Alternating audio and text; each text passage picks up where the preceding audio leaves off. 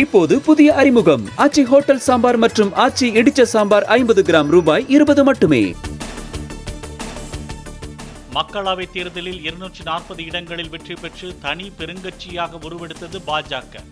பெரும்பான்மைக்கு 272 இடங்கள் தேவைப்படும் நிலையில் 292 இடங்களை கைப்பற்றியது பாஜக கூட்டணி. மக்களவைத் தேர்தலில் இந்தியா கூட்டணி 234 இடங்களில் வெற்றி. காங்கிரஸ் 99 இடங்களையும் சமாஜ்வாதி 37 இடங்களையும் கைப்பற்றின. டெல்லியில் இன்று மாலை நடைபெறுகிறது பாஜக தலைமையிலான தேசிய ஜனநாயக கூட்டணியின் ஆலோசனைக் கூட்டம். மக்களவைத் தேர்தல் முடிவுகள் வெளியான நிலையில் மத்தியில் ஆட்சி அமைப்பது குறித்து கூட்டணி கட்சித் தலைவர்களுடன் பாஜக ஆலோசனை. தேசிய ஜனநாயக கூட்டணியில்தான் இருக்கிறோம் என தெலுங்கு தேச தலைவர் சந்திரபாபு நாயுடு உறுதி. ஜெகன்மோகனின் 5 ஆண்டு கால மோசமான ஆட்சி மீதான வெறுப்பில் தெலுங்கு தேசத்தை மக்கள் தேர்ந்தெடுத்துள்ளதாக பேட்டி. தேசிய ஜனநாயக கூட்டணி கட்சி தலைவர்கள் கூட்டத்தில் கலந்து கொள்ள டெல்லி பயணமானார் சந்திரபாபு நாயுடு. மக்களவைத் தேர்தலில் வெற்றி பெற்றதை அடுத்து ஆட்சி அமைப்பது குறித்து டெல்லியில் தேசிய ஜனநாயக கூட்டணி ஆலோசனை. டெல்லியில் நடக்கும் என்டிஏ மற்றும் இந்தியா கூட்டணி கட்சிகளின் ஆலோசனைக் கூட்டத்தில் பங்கேற்க ஒரே விமானத்தில் பயணித்த நிதிஷ்குமார், தேஜஸ்வி யாதவ். என்டிஏ கூட்டணியில் நிதிஷ்குமாரும் இந்தியா கூட்டணியில் தேஜஸ்வி யாதவும் உள்ள நிலையில் ஒரே நாளில் இருதரப்பும் ஆலோசனை. இந்தியா கூட்டணியின் ஆலோசனைக் கூட்டத்தில் பங்கேற்க சென்னையிலிருந்து விமானம் மூலம் டெல்லி புறப்பட்டார் முதலமைச்சர் மு.க.ஸ்டாலின். மக்களவைத் தேர்தலில் இந்தியா கூட்டணி 234 தொகுதிகளை கைப்பற்றியுள்ள நிலையில் தனி பெரும்பான்மைக்கு பிற கட்சிகளின் ஆதரவை பெறுவது குறித்து ஆலோசிக்க உள்ளதாக தகவல். கூட்டணியில் புதிய கட்சிகளை சேர்ப்பது தொடர்பாக ஆலோசித்து வருவதாக காங்கிரஸ் தலைவர் மல்லிகார்ஜுன கார்கே பேட்டி. யுக்திகள் அனைத்தையும் வெளியே சொல்லிவிட்டால் மோடி உஷாராகி விடுவார் என்றும் கருத்து. மக்களவைத் தேர்தல் முடிவுகள் எதிரொலியாக 2வது நாளாக தொடர்ந்து சரிவை சந்தித்த அதானி குழும பங்குகள். ஜூன் 4ஆம் தேதிக்கு முந்தைய அமர்வில் சுமார் 3 லட்சம் கோடி ரூபாயை இழந்த நிலையில் தொடர்ந்து சரிவு. மக்களவைத் தேர்தலில் 8.19% வாக்குகளை பெற்ற நாம் தமிழர் கட்சிக்கு தேர்தல் ஆணைய அங்கீகாரம். தமிழகத்தில் 39 தொகுதிகளிலும் தனித்து போட்டியிட்ட நாம் தமிழர் கட்சி 12 தொகுதிகளில் 1 லட்சத்திற்கும் அதிகமான வாக்குகளை பெற்றது.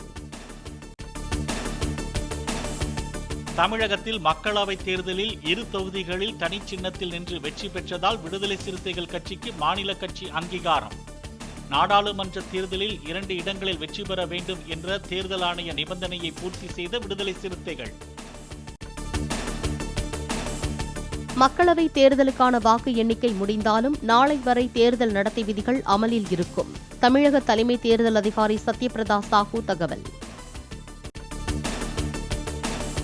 உத்தரப்பிரதேச மாநிலம் ரேபரேலி தொகுதியிலேயே எம்பியாக இருக்க ராகுல் காந்தி விரும்புவதாக காங்கிரஸ் வட்டாரங்கள் தகவல்.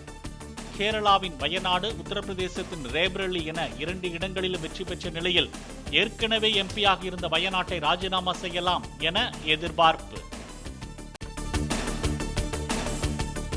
செல்போன் பேசியபடி அஜாக்கிரதையாக காரை ஓட்டிய வழக்கில் தனது செல்போனை காவல் நிலையத்தில் ஒப்படைத்தார் டிடிஎஃப் வாசன். நீதிமன்றத்தில் மன்னிப்பு கோரியதால் நிபந்தனை ஜாமீன் வழங்கப்பட்டதை அடுத்து மதுரை அண்ணாநகர் காவல் நிலையத்தில் ஆஜராகி கையெழுத்து. மக்களவைத் தேர்தலில் நாட்டிலேயே அதிகபட்சமாக 10 லட்சத்திற்கும் மேற்பட்ட வாக்கு வித்தியாசத்தில் இந்தூர் தொகுதி பாஜக வேட்பாளர் சங்கர் லால்வானி வெற்றி. மிக குறைந்த வாக்கு வித்தியாசமாக மும்பை வடமேற்கு தொகுதி சிவசேனா வேட்பாளர் ரவீந்திர வைக்கர் 48 வாக்குகளில் வெற்றி. ஜனசேனா தலைவரும் நடிகருமான பவன் கல்யாண் டெல்லி பயணம். பாஜக தலைமையிலான தேசிய ஜனநாயக கூட்டணியின் ஆலோசனைக் கூட்டத்தில் கலந்து கொள்கிறார். ஒடிசா முதலமைச்சர் பதவியை ராஜினாமா செய்தார் நவீன் பட்நாயக். ஆளுநரை நேரில் சந்தித்து ராஜினாமா கடிதத்தை வழங்கினார். மாநில கட்சி என்ற அங்கீகாரத்தை மீண்டும் இழந்தது பாமக. மக்களவைத் தேர்தலில் 10 தொகுதிகளில் போட்டியிட்டு 4.23% வாக்குகளை மட்டுமே பெற்றதால் அங்கீகாரம் இழப்பு. ஆந்திர முதலமைச்சராக சந்திரபாபு நாயுடு 9ஆம் தேதி பதவியேற்கிறார். பதவியேற்பு நிகழ்ச்சியில் பிரதமர் மோடி பங்கேற்க இருப்பதாக தகவல். ஆந்திர சட்டப்பேரவை தேர்தலில் 21 இடங்களில் வென்று எதிர்க்கட்சி அந்தஸ்தை பெறுகிறது நடிகர் பவன் கல்யாணின் ஜனசேனா கட்சி. 11 இடங்களில் மட்டுமே வென்ற ஆளும் ஒய்எஸ்ஆர் காங்கிரஸ் கட்சிக்கு 3வது இடம். ஒடிசா மாநிலத்தில் முதன்முறையாக பாஜக ஆட்சியை பிடித்துள்ள நிலையில் முதலமைச்சர் பதவிக்கான ரேஸில் 4 முக்கிய பிரமுகர்கள். மத்திய அமைச்சர் தர்மேந்திர பிரதான், முன்னாள் மத்திய அமைச்சரும் தற்போதைய எம்பியுமான ஜுவல் ஓரம், பாஜக தேசிய துணைத் தலைவர் பைஜியந்த் பாண்டா ஆகியோரது பெயர்கள் பரிசீலனை. 10 ஆண்டுகளுக்கு பிறகு குஜராத்தில் கணக்கை தொடங்கியது காங்கிரஸ். பனஸ்கந்தா தொகுதியில் பாஜக வேட்பாளர் ரேகாபென் சௌத்ரியை தோற்கடித்து காங்கிரசின் ஜெனிபென் தாக்கூர் வெற்றி. உத்தரப்பிரதேசத்தின் மதுரா தொகுதியில் வெற்றி பெற்றார் பாஜக வேட்பாளரான நடிகை ஹேமமாலினி. மேற்கு வங்கத்தின் அசன்சோலில் திரிணாமுல் சார்பில் நடிகர் சத்ருகன் சின்ஹாவும், மீரட்டில் பாஜகவின் அருண் கோவிலும் வெற்றி. மகாராஷ்டிராவில் கனமழையுடன் தொடங்கியது பருவமழை. மும்பையில் தாதர், மாதுங்கா, காந்தி மார்க்கெட் உள்ளிட்ட பல பகுதிகளில் பெய்த கனமழையால் சாலைகளில் தேங்கிய மழைநீர்.